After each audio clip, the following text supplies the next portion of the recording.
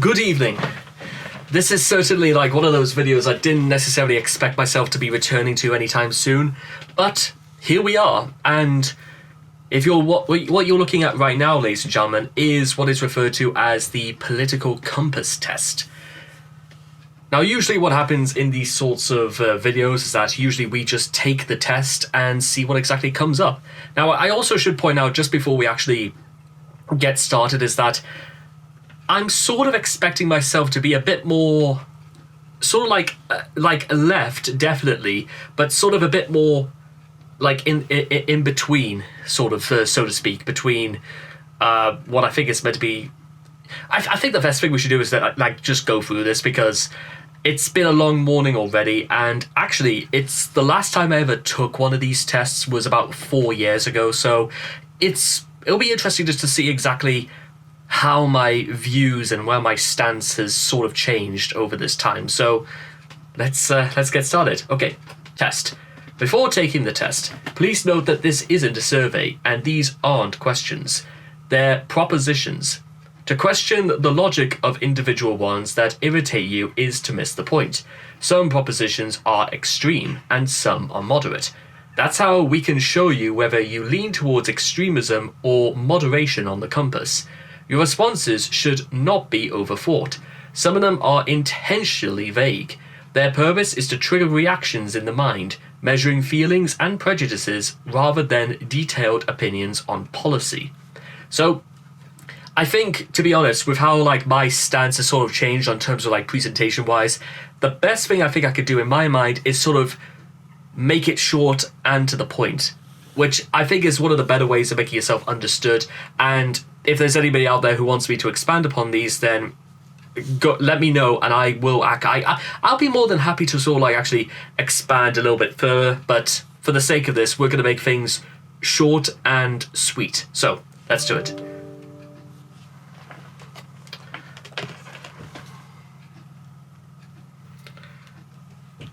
Stupid scam adverts about McAfee running out again. Okay, anyway, page 1 of 6. Just a few propositions to start with, concerning, no less, how you see the country and the world. And I should point out, this is for living in Britain, because obviously my stance would be very, very different elsewhere if this was the US, for example. Anyway, if economic globalization is inevitable, it should primarily serve humanity rather than the interests of transnational corporations. Strongly agree. That's sort of it's what you expect to happen. It won't really happen otherwise, because in the views of, transnational corporations, business is good because business is booming. It's far too valuable and it's far too great a way to make money. But if everybody joined in on all this, then it wouldn't exactly. But the problem is that you run into the sort of the idea that corporations will sort of almost take on the role of almost economic kingdoms, as though they will start dominion a new type of power over the people. So yes, I strongly agree. It's not, however, what I think will happen. 2. I'd always support my country, whether it was right or wrong. Well, this is what's very interesting, because I, again, agree strongly on this, because the problem you always run into is that it's not that the country is right or wrong, it's whether the people in charge of the operation or the country are right or wrong. I can disagree with leaders, I can disagree with generals, colonels, I could disagree with, ministers and, bosses, all I want. That doesn't mean that the aims of what the idea was set out to do, but it may be in good, but it may be in execution. So actually, I'm going to go and say I'm going to agree, actually, more than strongly agree. But yeah, I think if the test actually recognized sort of where I was coming from, it might more lean towards disagree, but I still lean towards agree. I mean, who's to, whatever's, okay. No one chooses their country of birth, so it's foolish to be proud of it. I strongly disagree on this, because there are. I mean, again, just take a look at the Russian Revolution, for example. When it sort of like started out, is that what was the solution to the Tsar? Would it be just they took a look to the West? Initially they sort of like looked towards the West from republics, democracies, constitutional monarchies, but then they sort of abandoned it because they thought that, as opposed to what the West was doing, their way could probably be much better. But at the same time, again, I'm still very proud of my country because of the things it's given to the world, the things that it's set out to do, and again, just by thinking about it, there's actually a lot to be proud of. The National Health Service, education, for freedom of speech, the law, and the law is generally meant to be extremely liberal and extremely fair. It isn't always this case, but that's what it was set out to do, and one of the great things that George Orwell spoke about in The Lion and the Unicorn is that the British people are very, very fond of the law. They're very fond of fair play. So even though people throw around things like social justice warrior and all that, or almost akin to the likes of St. James, people are actually a lot more lenient towards this than you might think, because you know what? Who doesn't like the concepts of fair play and making things equal for others? I don't necessarily think that makes you a social justice warrior at all. I think that just makes you somebody who agrees that things should be fair and all's fair and love and war and all the same of it. So to say that, it's foolish to be proud, no, because I would almost, again, insinuate that being proud, full stop, would be ridiculous, which I heavily disagree with that. Our race has many superior qualities compared with other races. Our race has many superior qualities compared... Well, again, I'm almost going to lean towards agree on this, but the problem you run into is that it's not so much that our race is superior, but it's only superior because the way we look at other races from, where we come from. So, for example, the Japanese, for example, in many ways, their race is greatly superior when it comes to things like cleanliness, employment, health.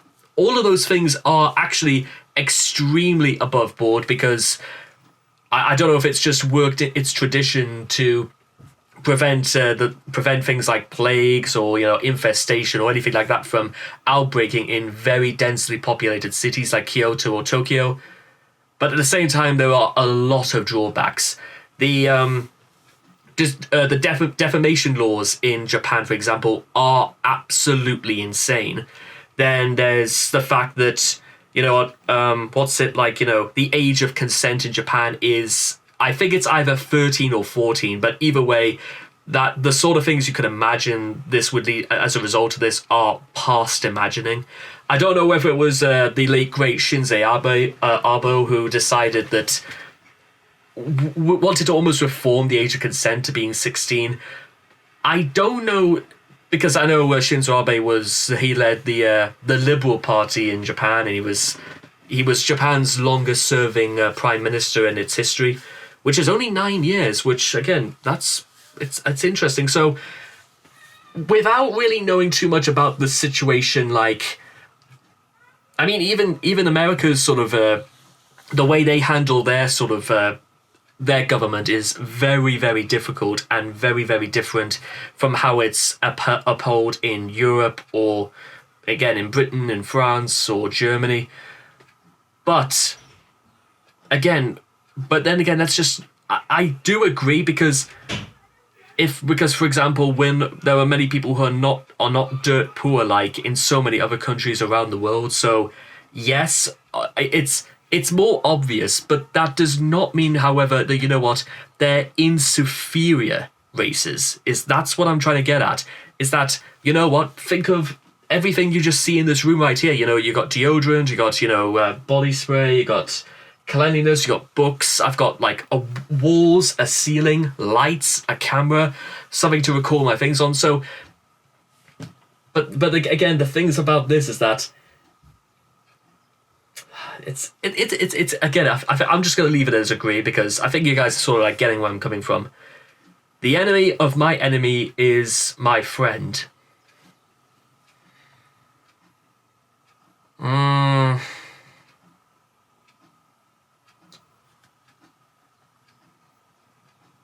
I agree. Yeah, I strongly agree on that, actually. That's keeping it simple. Military action, but then again, the problem with this is that I consider myself to have very, very few enemies because I don't think it's really in my character to have enemies. Why can't we just get along with each other full stop? So, yeah, I agree with this idea, yes, but I don't agree with the idea that we should have enemies at all. But again, that's just sort of my stance on it. It's a very humanitarian sort of approach to this. I'm going and being as fair and slightly impartial as much as I can. Military action that defies international law is sometimes justified. Well, I don't know. Define international law. I mean, just look at the situation in Ukraine. Is it not? I'm gonna say right now it's strongly. It would only ever. It would only really ever. I think the only times when it ever would be justified is in very extreme circumstances. Let's say if every country from Russia all the way to China, every member of the population was mobilized and they started a full-scale cross-continental invasion of, let's say, South America or North America or the rest of Europe, for example. But by that point, it would devolve into what's referred to as a terrorism war, and I think, anything is fair play, so I would still go with that again, because by that point there would be almost no such thing as international law, because how can you really govern a war? Or how can you govern, rules about war? Well, simple, military history, but what's to stop somebody from coming up with an idea about, like, what they did in World War One, where the Germans, I think it was the Germans anyway, they literally got sticks of dynamite, taped them to rats, and then sent them running into no man's land. I think you can get the problem I'm coming from here. There is now a worrying fusion of information and entertainment. Strongly disagree, because they can be one and the same, and it's just how it is. You know what? You can choose to, but the problem is that you can choose to believe in what you hear, and you can choose to dictate to your own tastes as to what you class as entertainment or not. There are many cases that are and not, and there are many cases that are information and disinformation. And people can see between one of the two and can, you know what I mean? Again, this would sort of more work into my philosophies as a writer as to what constitutes one and the same. The best example is Brass Eye, because it does both in the same, because it's satirical on the process of information and it's great entertainment for it, because it's true what they go on. Just look at anything by Chris Morris, for example, and you can see this at its absolute best. At its absolute worst, however,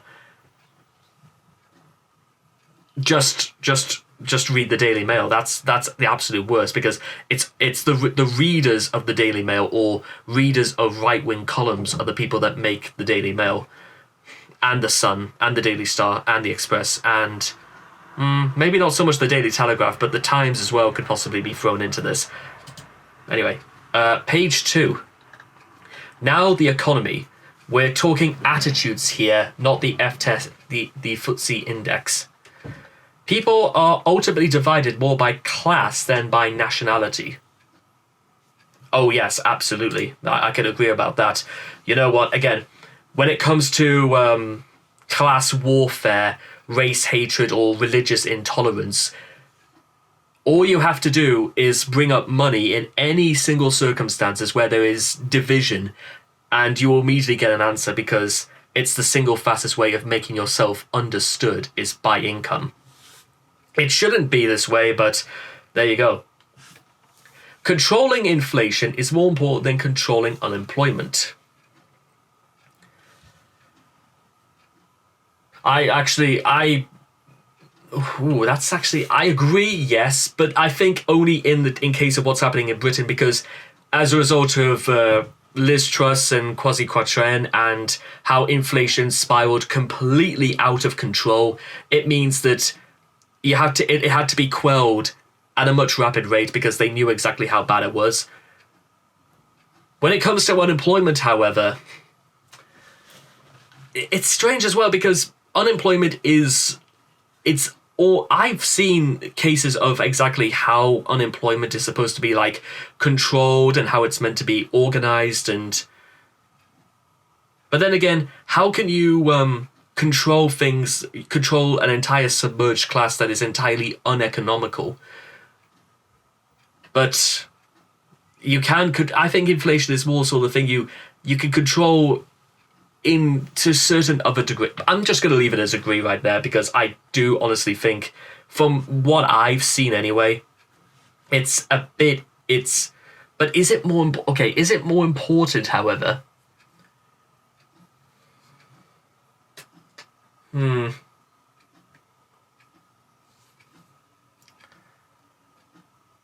gonna say a little disagree.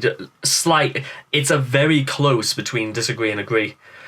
Because corporations cannot be trusted to voluntarily protect the environment, they require regulation.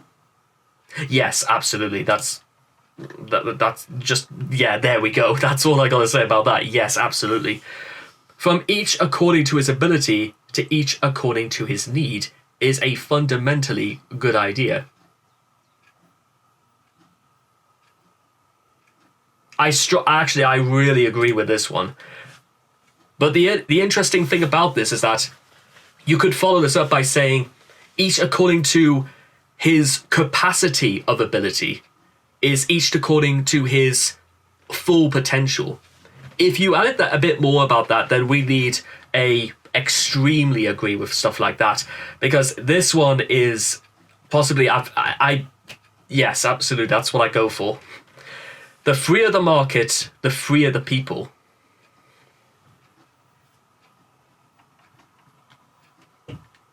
Yes.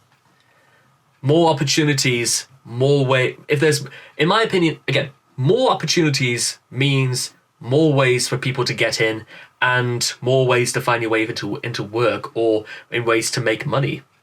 Because, again, sometimes in the long run, it doesn't necessarily matter whether work is useful or useless, whether people are in work or out of work. Whenever it's a case of like the economy or money or personal income or finances, it's always a case of do you have or do you have not? And again, you have more ways of being able to be with than be without. It's a sad reflection on our society that something as basic as drinking water is now a bottled, branded consumer product.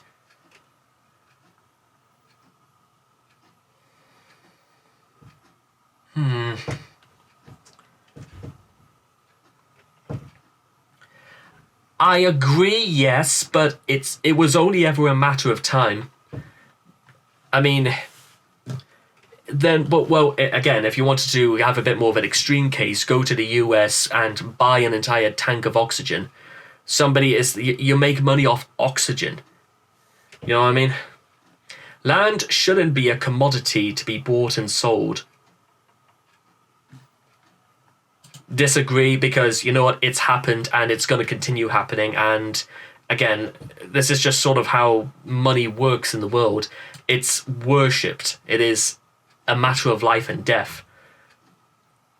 But you know, that's just how it is. I mean, yeah, I that couldn't disagree more. It is regrettable that many personal fortunes are made by people who simply manipulate money and contribute nothing to their society. Personal fortunes are made by people who simply manipulate money and contribute nothing to society.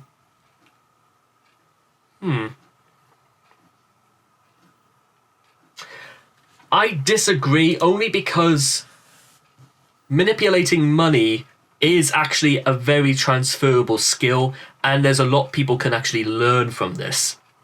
That is, they have unwittingly given an education to how it's happened.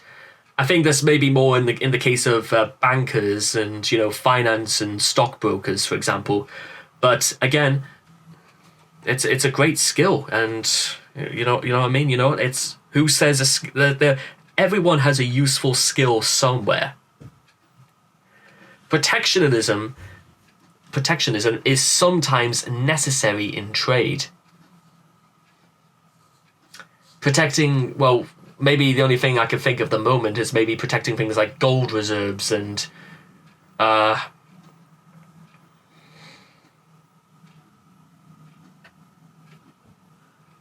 sometimes necessary in trade.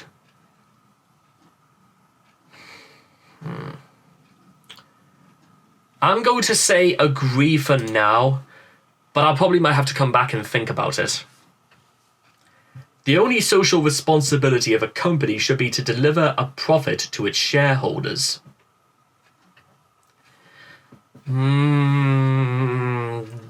Strongly disagree. Because again, if that's all they could, if it was literally just a case of delivering a profit to its shareholders, they may as well just give them the money and not open a business at all. You know what I mean? The rich are too highly taxed.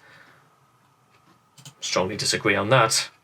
I mean, again, if there's a difference between too highly taxed and literally those who literally go out of the way. Nidihan Sahari is like the beginning, middle, and end of that, so no way. Those with the ability to pay should have access to higher standards of medical care. Well, disagree again, because if everybody should have access to it, but again, standard. The key word there is standard. You can't just.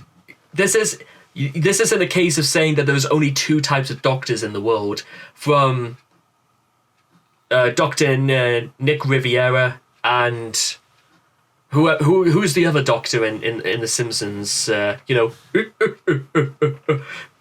you get the idea. You can't just have it be that there are some doctors who literally just. I think the case again in terms of like professionalism, there should be a very high standard to actually being trusted with people's medical care and stuff like that. So I'm going to say that. Governments should penalise businesses that mislead the public, absolutely. And a genuine free market requires restrictions on the ability of predator multinationals to create monopolies. Yes, again, because what happens there is that it's a bit like, and it's a lot like the free market is a lot like an ocean, where fish, octopi and all these all sorts of schools of fishes are free to swim and swim to their heart's content. But in this ocean, you will find bigger fish, sharks, hammerheads, whales, things that will consume every single thing that it sees. And again, there's not really much in the way to actually stop them.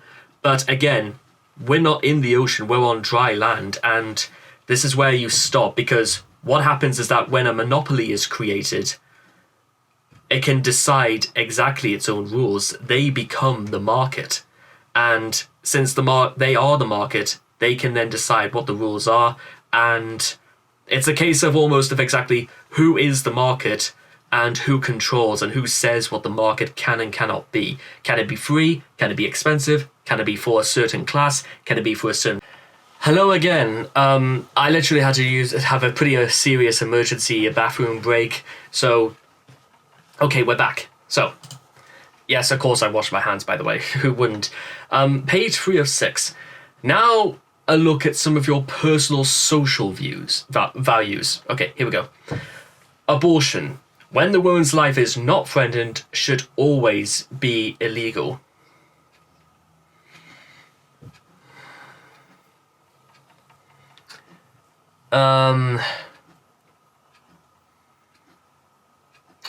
Okay, when the woman's life is not threatened. The problem is, okay, first thing you've got to go through is what constitutes as a life being threatened? I can't necessarily think of any real like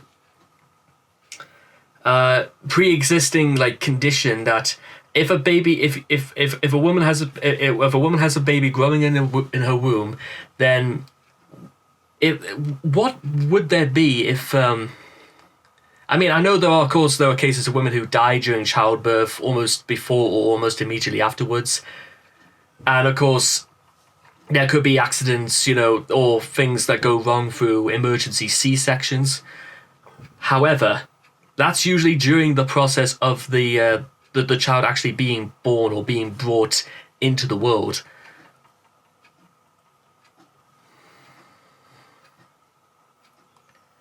Now, I'm actually, to be honest, I'm leaning towards more strongly disagree, because if I'm being completely honest, if you made something illegal, does that actually stop people from doing it?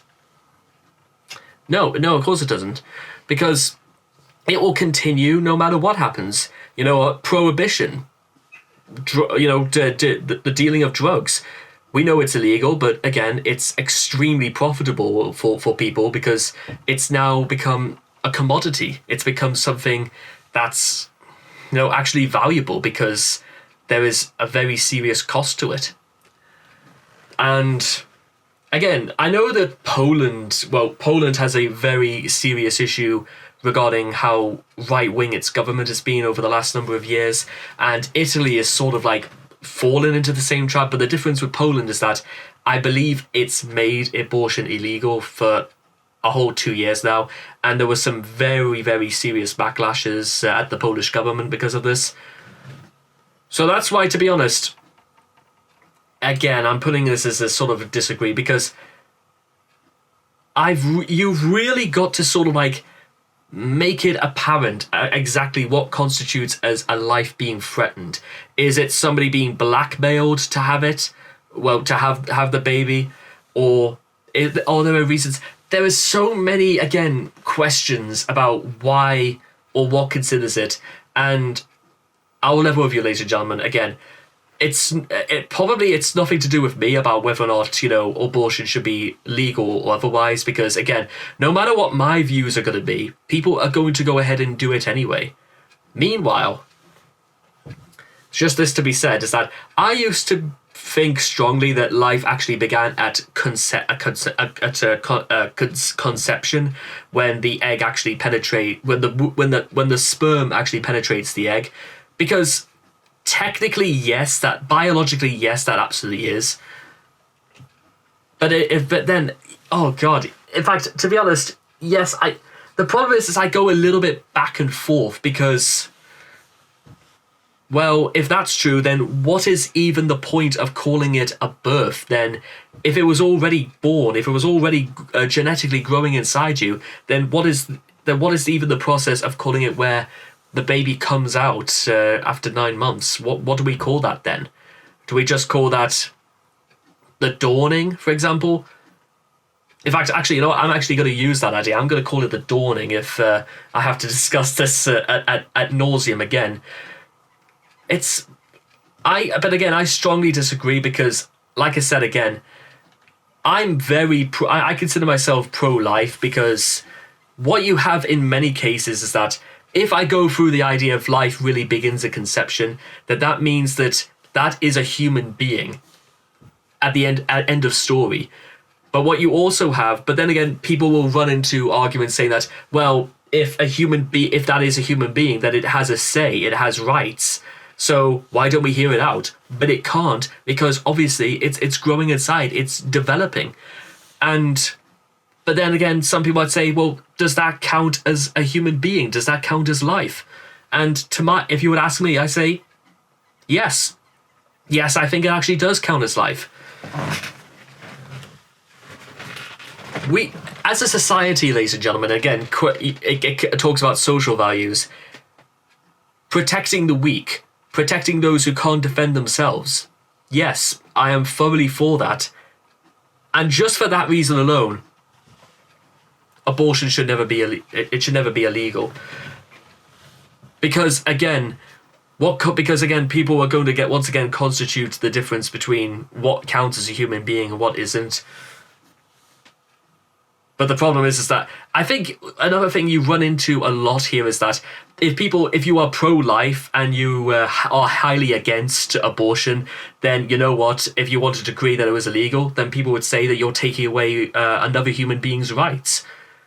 But if you say you're not pro-life and you actually think abortion should be legalized, and again, maybe you could say whether you're pro-abortion or not, people will think that's what you actually are, and it comes down on you like a brick shithouse.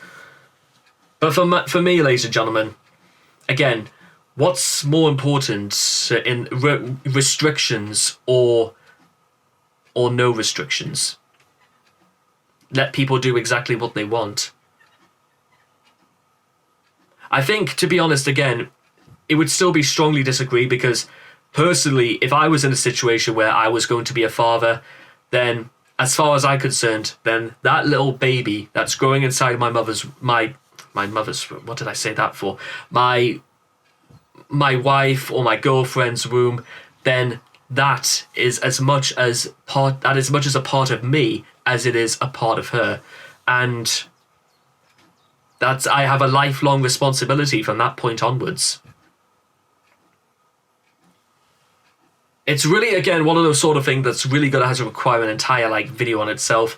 In fact, I did know that Anne Robinson, a number of years ago, she did a one-off special about talking about abortion and being very pro-life, and it was. I think I should go and actually watch it, because if you don't know who Anne Robinson is, she presented the Weakest Link for over 12 years. So the more you know. Anyway, let's move on from what was a very difficult question, and a very difficult really way to answer it is probably another very difficult one, because all authority should be questioned. Yes, I agree. Anything that comes along with the power to start dictating what is fair game and what isn't, then you have to ask their mandates. Police officers need to have a warrant, for example, to arrest somebody or to investigate someone or to do what they have to do. Like, for example, again, it could even from anything from following a lead in a murder case to a wellness check, or even even guarding the scene of a crime, or even again. But I'm trying to think of what the word is. It's. I think it really is a wellness check. I think that's the word I'm looking for. It's where. A wellness check, yeah, let's just go for that. So, yeah, I would question. It is something that people do have to question. But, again, if they can prove exactly what their authority is and what exactly they do at any given moment about where they are, then that's how it is. And again, if it's a question about the police, then you know what? If it's them to make sure that, the guilty are sent to prison and the innocent are free, and they investigate people who try to hide the fact that they're guilty, then I don't think that's a bad thing at all. Because if we didn't have that, then people would be roaming free and be allowed to do exactly what they want to do at other people's expense, and sometimes even worse cases. An eye for an eye and a tooth for a tooth. Now, you might be very surprised to hear what I've got to say about this one, because I disagree about this, because it should not come down to violence. It never really should come down to this. But then the other thing that people put into this is that, and certainly thing I've had to think to myself over the last number of months, is that you can't be reasonable with people who are completely unreasonable. I mean,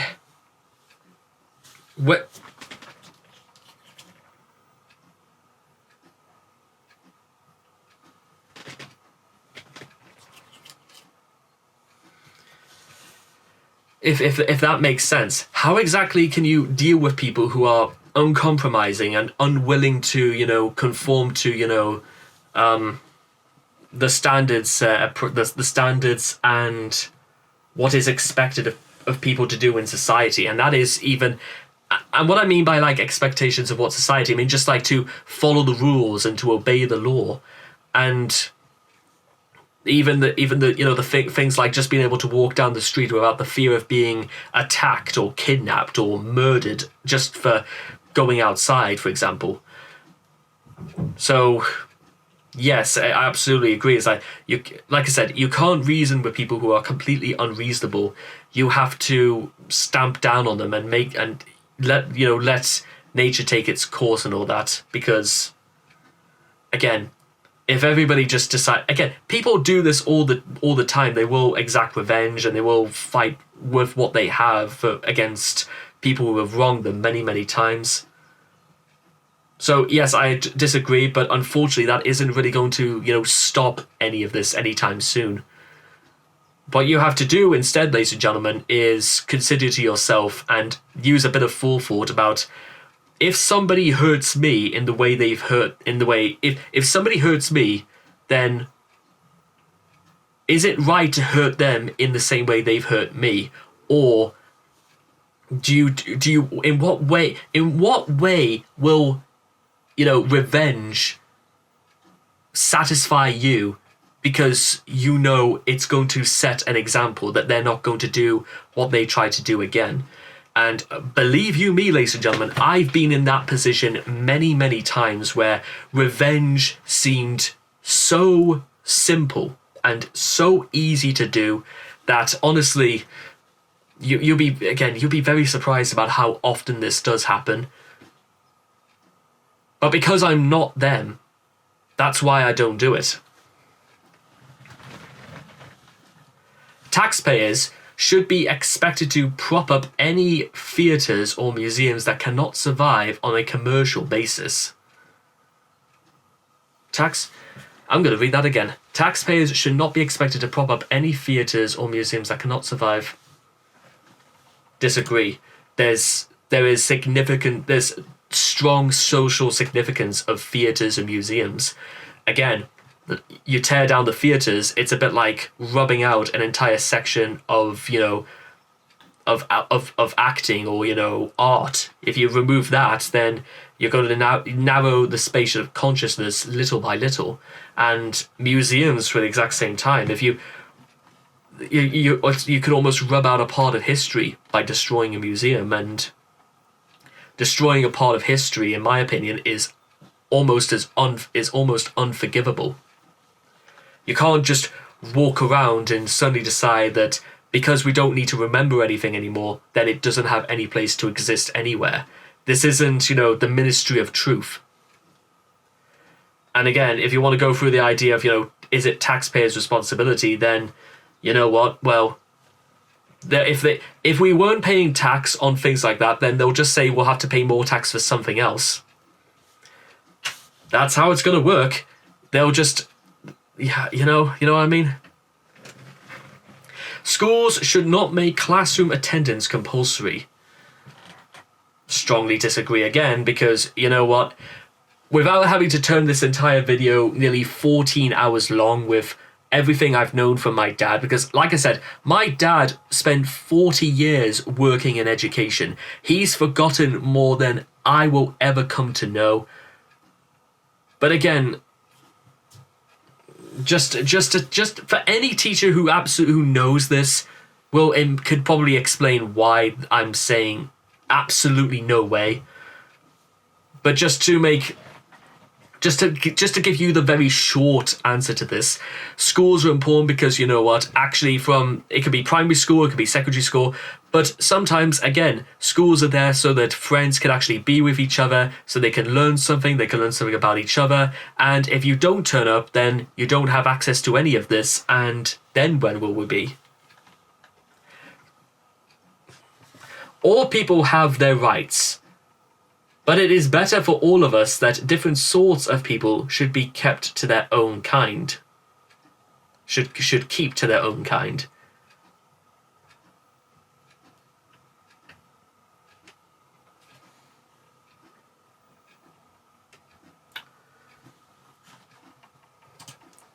There we go. That's all I got to say to that.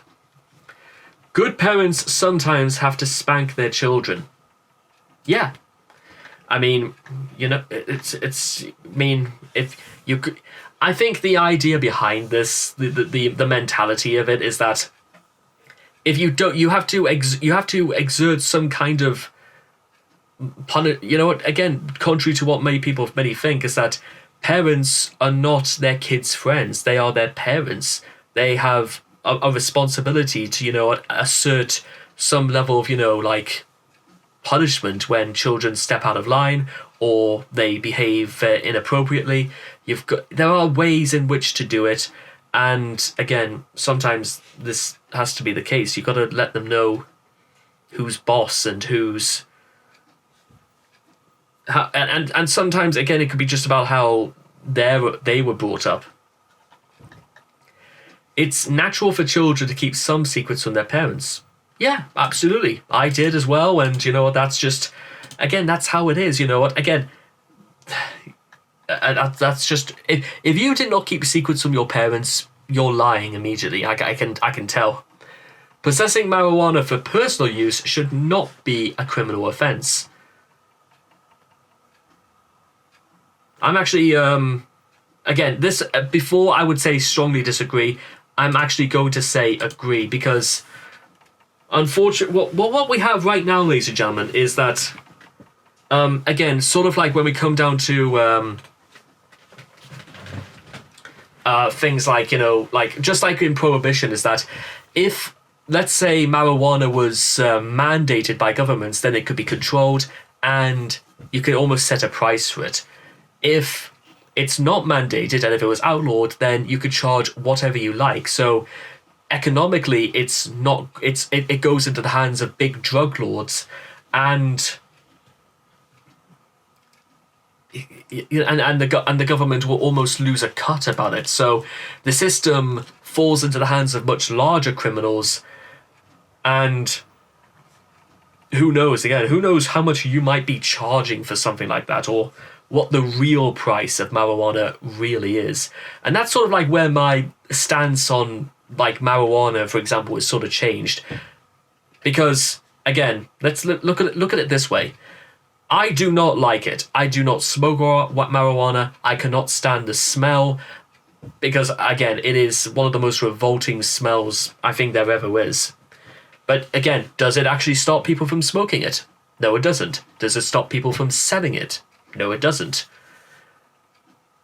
I think, again, the problem we all have when it comes down to stuff like this is that if marijuana really is contraband, then why on earth is it still so easy for so many people to get it? And does anybody really seem, I think, again, public feeling seems to be swaying more towards the idea that, is it really as bad as people were making it out to be? But at the same time, again, I'm not in any way encouraging or distributing or even giving away the hint that it's the right thing to do. But maybe in the eyes of the law would probably suggest otherwise. But who knows? I'm still going to go on agree saying that I don't think really you should be fined for having it. I suppose it should be in cases of, time and place. If you had marijuana in a government building, however, then that should be you should be fined for something like that, because you should not have it. But for personal use, again, maybe I should.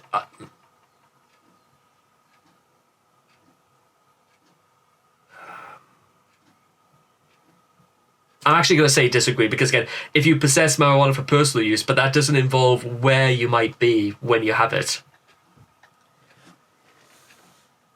The prime function of schooling should be to equip the future generation to find jobs. Again, without wanting to make this 10 hours long, I'm just going to say disagree. Because you can equip future generations with as much as you want. It doesn't guarantee anything. It just doesn't work like that. People with serious inheritable disabilities should not be allowed to reproduce. Disagree. That's a fundamental restriction on human rights right there. The most important thing for children to learn is to accept discipline. Disagree entirely about that. In my opinion, the most important thing for children to learn is knowing and understanding. That those two right there are the most important things for, in my opinion, any child to learn when they grow up. Knowing and understanding. Because many adults have great difficulty with this, but children especially, you know what, they are not born with the same sort of capacity for what we have already known. They have to learn it all from the beginning. There are no savage and civilized peoples, there are only different cultures.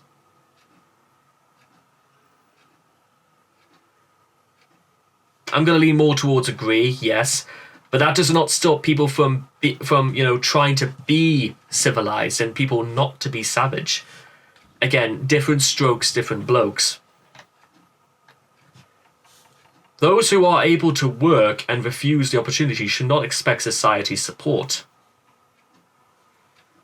Actually, you know what, to be honest, I agree, because if there are perfectly healthy people, perfectly capable people who absolutely go to pieces and rely on people to bail them out. But if you if you have things inside you that you can use for society, for the sake of society, to find work, to support yourself, to, keep, there is no reason whatsoever, like, for example, a man like me cannot get work and cannot, receive pay for my work and all the rest of it. There's no reason why that should be that. And the only other times when I was unemployed were things that were, well, the first was just sort of the difficulty of just trying to, know exactly what to do next. But that only lasted for 2 months. The other period was as a result of the pandemic, when, again, circumstances that were a little bit more out of my control.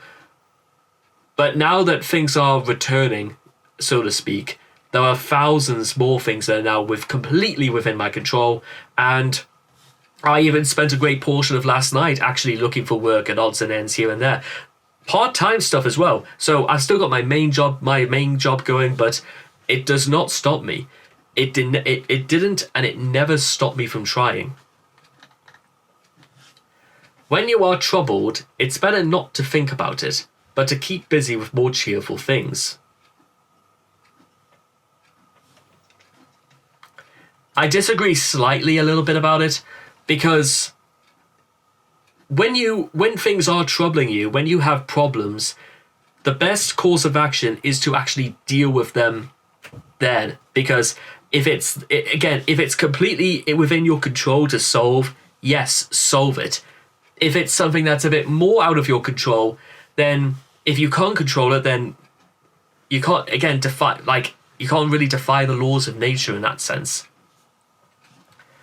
I mean, death, for example, we all know it has to happen eventually. But but there are things about it that we can prolong death, so to speak. First-generation immigrants can never be fully integrated within their new country. Well, parents to Betsy, they can, in the same way that, for people who are only experiencing immigration for the very first time, they can fully, receive immigrants with open arms. There's no reason why they can't. Again, there's no reason people should act differently towards other people just because they come from a different part of the world. That's just how it is. In my opinion, that's just how it is. What's good for the most successful corporations is always ultimately good for all of us. Disagree. They cannot know that to be the case for everybody. There's no way. No broadcasting institution, however independent its content, should receive public funding.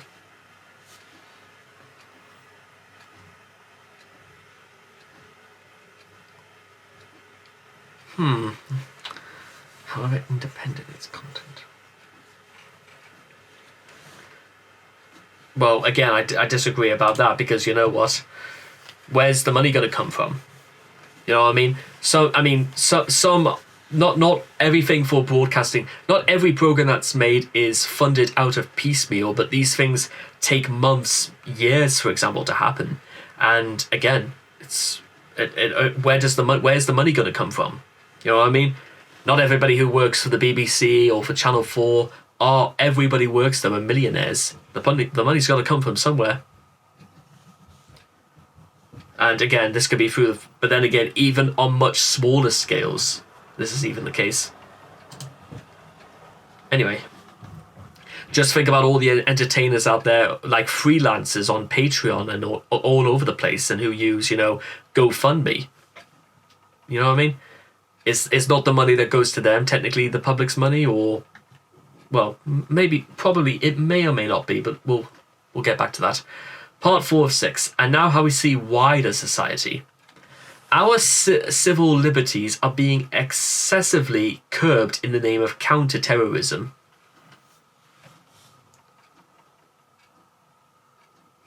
Hang on. Strongly disagree about that, because I've not really seen any difference about this. The only thing I will say is that the only thing that does come around is that you can't live your life in fear, because you know what? If we were all terrified that we were going to be shanked for every single time we went outside the house, then you know what? We may as well just never leave the house. You cannot live your life in fear, ladies and gentlemen, because then you may as well lock yourself up. A significant advantage of a one-party state is that it avoids all the arguments that delay progress in a democratical political system. Well, yes, obviously, because... of course I agree with that, because who's there to stop you? So, yes, I agree with that, but that means they get all the say, and therefore they can do just about anything they want. So, yeah, of course that's going to be the case. Although the electronic age makes official surveillance easier, only wrongdoers need to be worried. Yeah, I strongly agree with that, because at the end of the day, if you've done nothing wrong, then what have you got to be worried about? If you've done something wrong, then they probably know more about the law, so that's why they know exactly what they could get away with. So I might actually put that down to more agree than strongly agree, because again, Nidhi Sahari and half of the Conservative MPs right now, they know they're probably more in it than some of the most hardened criminals like Charles Bronson, for example. The death penalty should be an option for the most serious crimes. Now, again, this one's in British...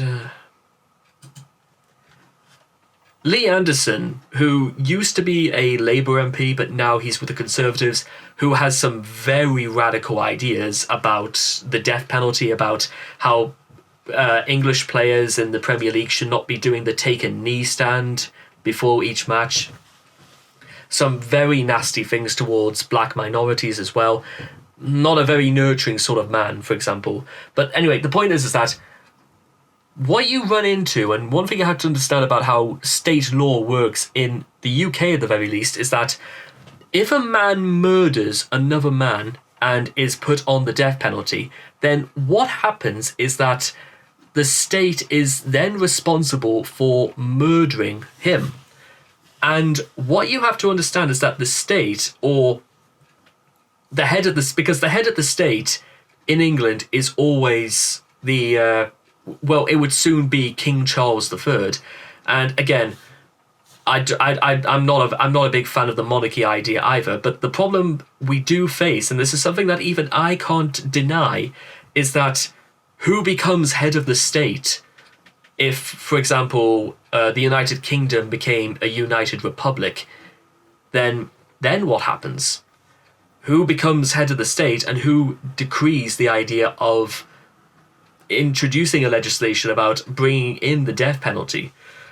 But then the state would be consider themselves guilty of murder. And again, this is on British soil. It's not the same if it would be if it was on European soil or if it was in the Middle East or in a different continent entirely. Because then the state would be guilty of murder, and who executes the state? Or who then looks towards the idea saying that if the state is more than willing to kill people, then again, it almost sort of softens the idea that morally there is any high ground whatsoever. But then then you've turned around the idea that the state, even though it's guilty of killing somebody, it can still say that, you know what, the rule is you can't murder, but the state has just killed somebody. And then what happens? And again, what happens is that even of people who are on death row and who are executed and turn out to be completely innocent, then what happens? I mean, this has happened so much in the US. How are we not to suggest for one idea that this cannot happen in Britain? You tell me. I can't exactly remember. There was a drama about the last known hanging in England, but it was basically it explained about exactly why we don't have the hanging penalty anymore. But I think it might be due to the fact that about, you know, so many cases about being framed and innocent people were murdered. I think it might come down to something like that. I would have to look into it. I might ask my dad later tonight. In a civilized society, one must always have people above to be obeyed and people below to be commanded.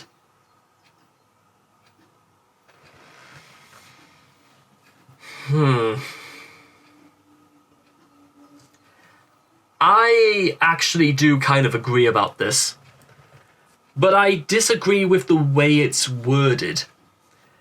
It should be people above for guidance, for direction.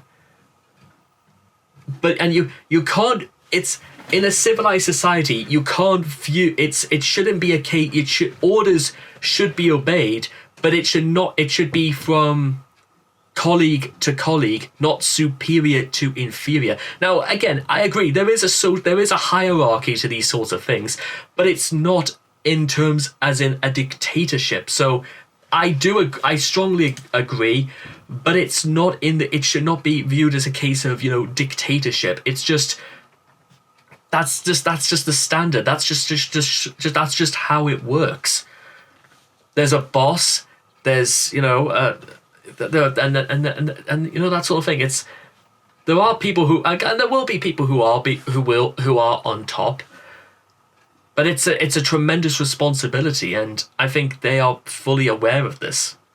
Because if they were not responsible, then in a civilized society, then they would do the civil thing and take civil matters to those responsible. Because even the bosses, they have their own bosses that they answer to.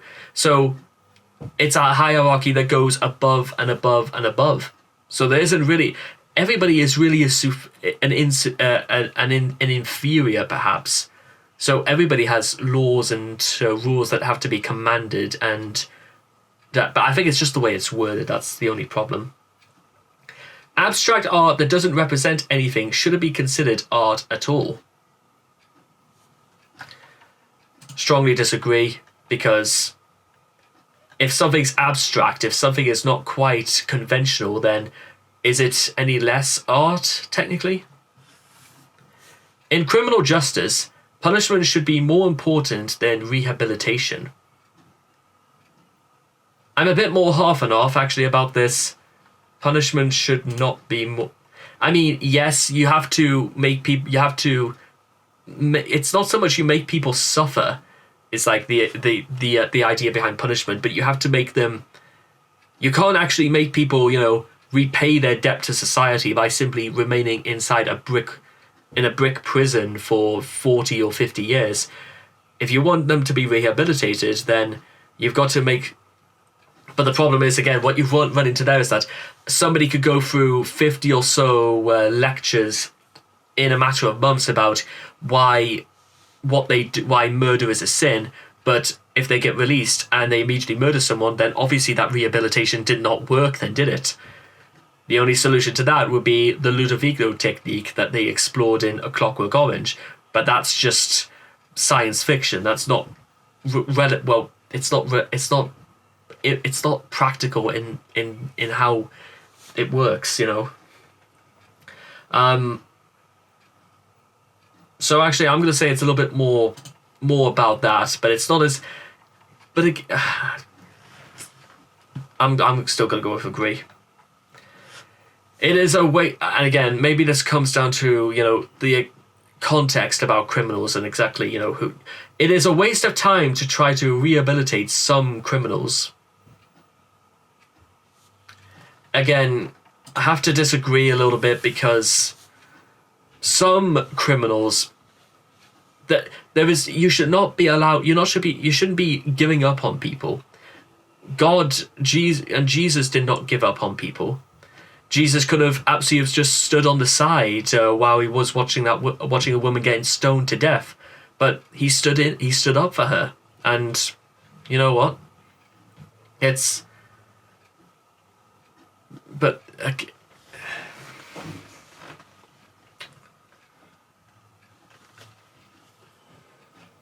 I'm going to leave it as disagree. The business person and the manufacturer are more important than the writer and the artist.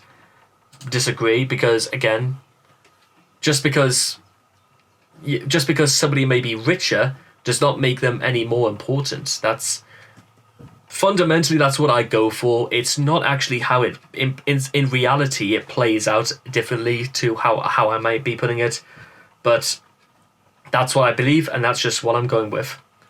Mothers may have careers, but their first duty is to be homemakers. I would say a mother's first duty is for their children, and father's first duty should be for their children. So, again, I disagree about that. Multinational companies are unethically exploiting the plant genetic resources of developing countries.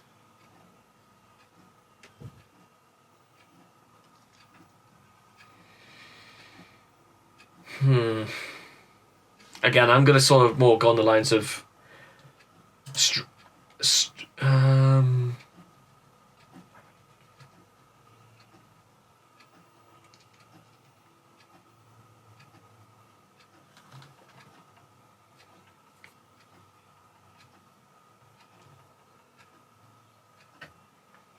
yeah, actually, I'll leave it as strongly disagree. Making peace with the establishment is an important aspect of maturity.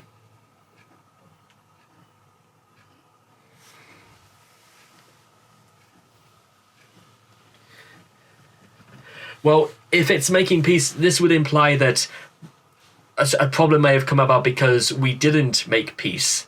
So, is it more important to make peace with... Is it... Oh, hang on. I think it's more out of we know what we've done wrong, or I think I'll say agree for now. 5 of 6. If you got through that okay, you'll find these propositions on religion a breeze. Okay, yeah, let's go through it. I mean, again, this should be astrology accurately explains many things. I think it can explain things. I don't think it can with any accuracy, because again, people can believe it, but does it actually, make life any easier? No, it doesn't. So again, I'll go with agree, but again, it comes down to interpretation and how you apply it, and that might go for a lot of questions on religion. Actually, you cannot be moral without being religious. Disagree, because you know what, understanding the difference between right and wrong is just sort of a thing you should know, and it's sort of a thing that should be law bound more than anything, because again, the 10 Commandments are heavily bound by all this, and they just represent rules about things that are fair and orderly, in honesty. Charity is better than social security as a means of helping the genuinely disadvantaged.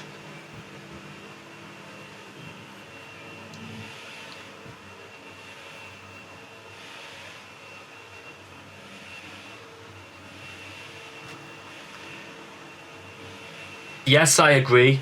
It's not. I suppose again, the concept of charity is that you are giving something that you have no longer any use for, and putting that into question, it varies. It's more out of piecemeal, and social security is not really a thing that's piecemeal. It is regulated, scrutinized, and it has to be mandated from person to person.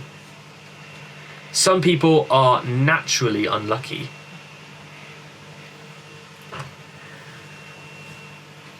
Strongly disagree. It's, again, circumstances may be shitty, but that does not mean for any instance that, you know what, luck isn't really. I don't really believe in like the ideas of like. I believe in, you know, time and place, not luck or things that can just sort of be in or out of control. It is important that my child's school instills religious values. Actually, you know what? I agree. Because of how, again, this comes down to what I was taught when I was in school and secondary school about religion, and about my understanding of how the world works, and that's that's what I'm going to go with that, and I'm proud of myself for, I'm proud of what I was taught about religion, and I was proud of what I learned about the world, and if you know what, I would be extremely proud if they would do my child a great service and courtesy for giving them my child the opportunities greater than what I had and in understanding the world. And finally, a look at sex. Sex outside marriage is usually immoral. Disagree. People will do it no matter what. So does it? How can you suggest the idea of immorality if people generally are not really interested in, you know, moral convictions then or thereabouts? Because by the time it happens in that, does it really matter? Again, circumstances, like a single man might have sex with a woman outside of marriage, and again, if, you know, they're both consenting and they both have no real ties or anything like that towards, you know, hurting people, then what's the issue? If it's fine and, you know, it's just what it is, then go right for it. And again, it's not as if like it's going to stop anytime soon just because some people turn their noses at it.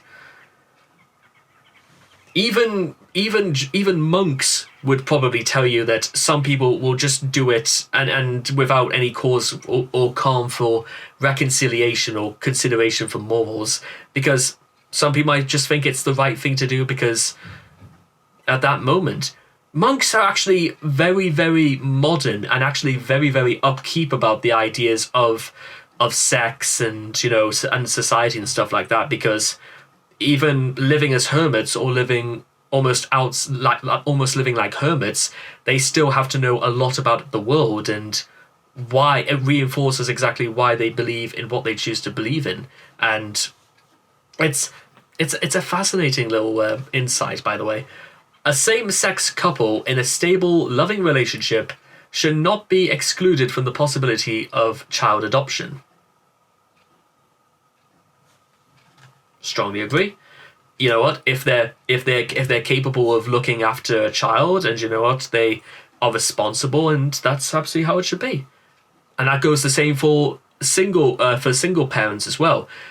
If they can look after themselves, and they can look after, you know, if they can look after themselves and they can look after their surroundings and they are responsible enough to care, yeah, what's the issue? Pornography depicting consenting adults should be legal for the adult population. Well, yeah, I mean, why isn't it? I mean, Again, do you really think it's going to stop? But then again, if it said depicting adults not consenting, well, one, that's called rape, and that's something that wouldn't. If that did get out into the world, then you know what, people would come down on whoever was involved and stuff like that.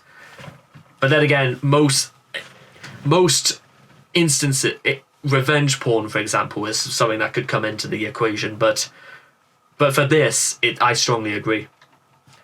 What goes on in a private bedroom between consenting adults is no business of the state. I agree.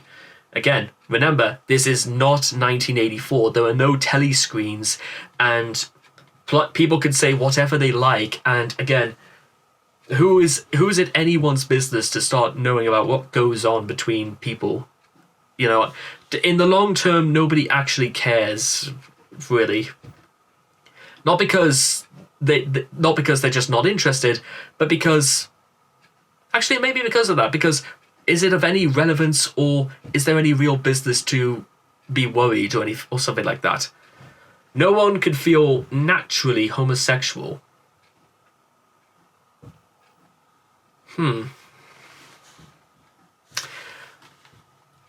Actually, I disagree about that, because you know what?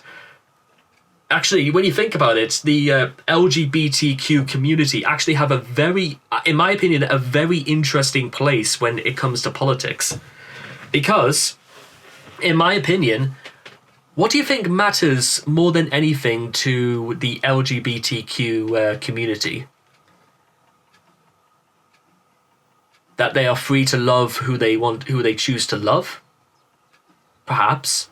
Or what about the other possibility is that they should be legally, they should be allowed to be who they are. They can be happy and civilized by being themselves. And when you put it in that sense, ladies and gentlemen, then why shouldn't they be themselves and love who they choose to love? I don't have an issue with it. Why should anyone else have an issue with it? And yeah, I'm not joking, ladies and gentlemen. That is actually what I believe. Identity. That is what I think in terms of politics. That is exactly what I think I think that's exactly what is most important about the LGBTQ plus community.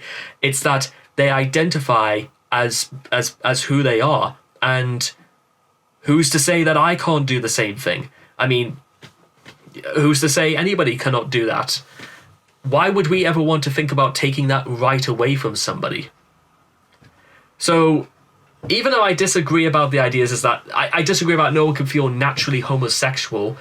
The problem is that when it's when you define the term homosexual as being like a member of an organization. When it's not, it's about identifying, not belonging. You know what I mean? So that's why I go with that. Identity, ladies and gentlemen, that's what it is. Maybe that's why they use the word pride, because they are proud to be who they are.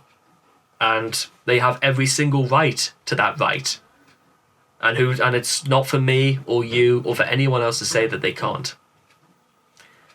These days, openness about sex has gone too far. Yes, actually, you know what? I do strongly agree with this.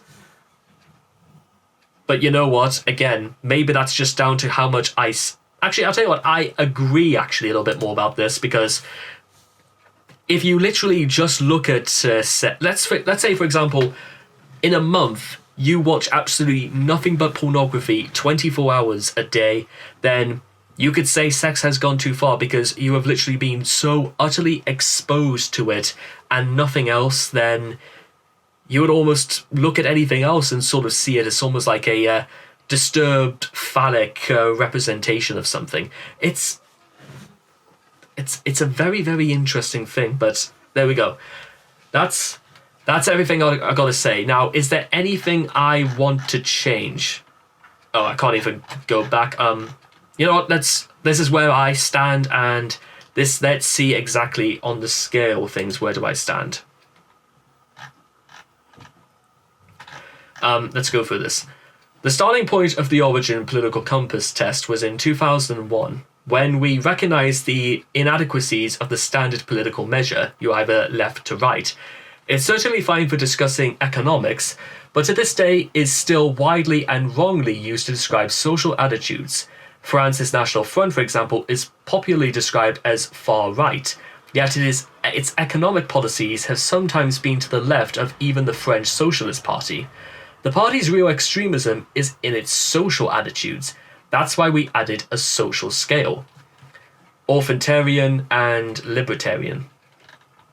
Nevertheless, the more nationalistic and authoritarian a party or individual is, the more right-wing they're still labelled. This, of course, is absurd. Taken to its logical conclusion, it means that the further left a country sits, the more socially liberal its attitudes are.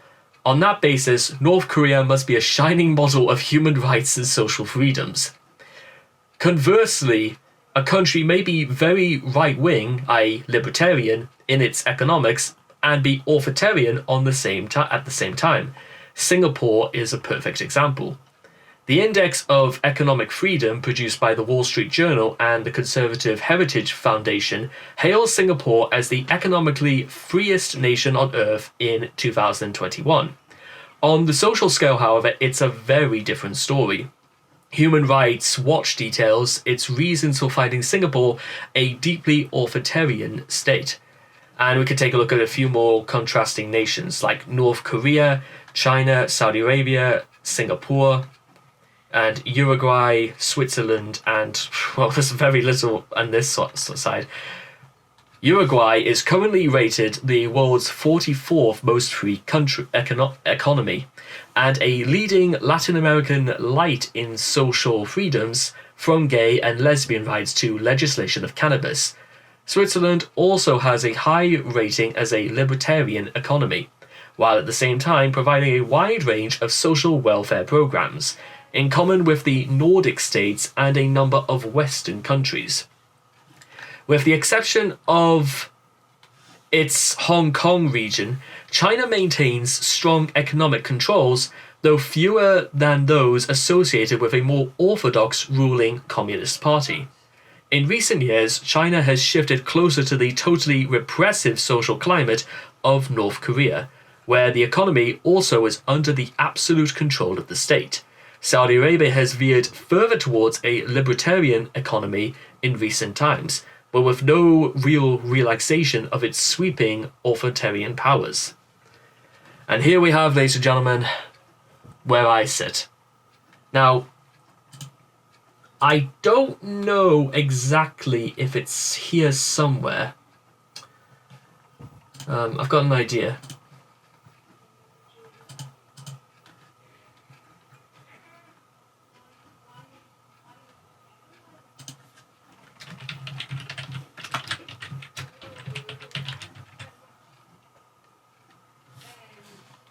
I'm trying to see what I'm trying to do right here. So I'm going to try to look at what my previous result was from a few years ago.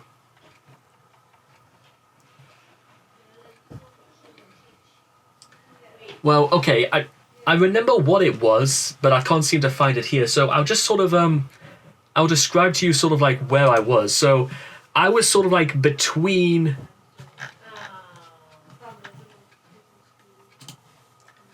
I was sort of roughly about here, so I was more libertarian, but only roughly between both that and authoritarian, and a lot more left wing than right wing. Obviously, I was like round about here. So let's see exactly.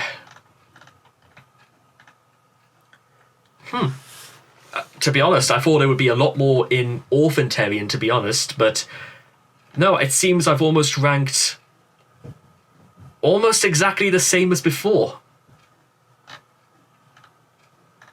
So, showing the chart for a separate window for printing, yeah, I may as well do that. Economic, left-right, minus 4.88, and social libertarian.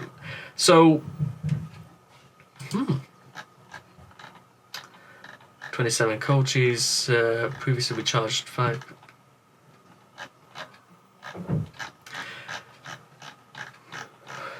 So, yeah, that's kind of where I'm at. I'll just sort of take this out of a bit so you can see. So, I'll tell you what. Let's try one more thing before we sort of like last minute conclusions really to this.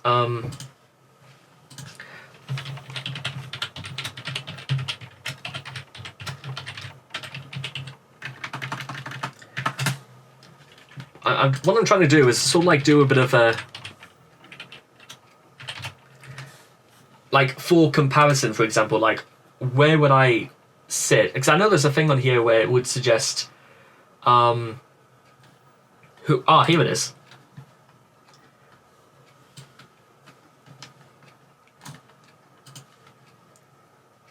I'll see if I can make this bigger right here, because this sort of goes through like politicians throughout the year, so it could sort of like showcase a little bit exactly about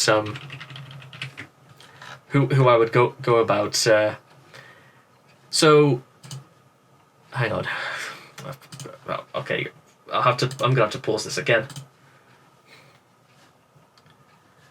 Let's see.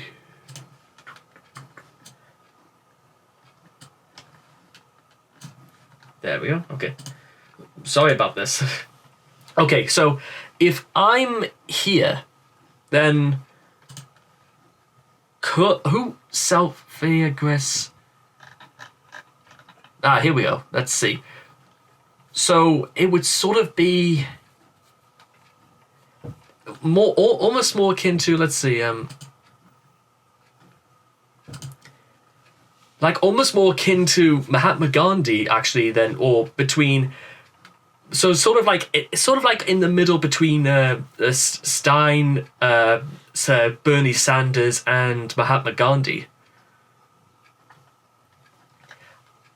And again, we take a look at this in the larger picture as well. You got Pinochet, Reagan, Trump, Bush, all of Russia, Obama, Hitler, Saudi Arabia, well, the country of Saudi Arabia, I should say, and then you get, I imagine this is meant to be Boris Johnson, but it could be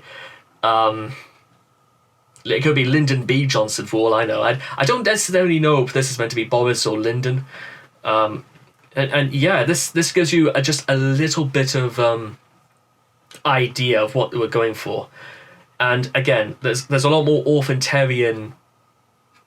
I would actually say it's actually a little bit more even between all here compared to authoritarian left winners.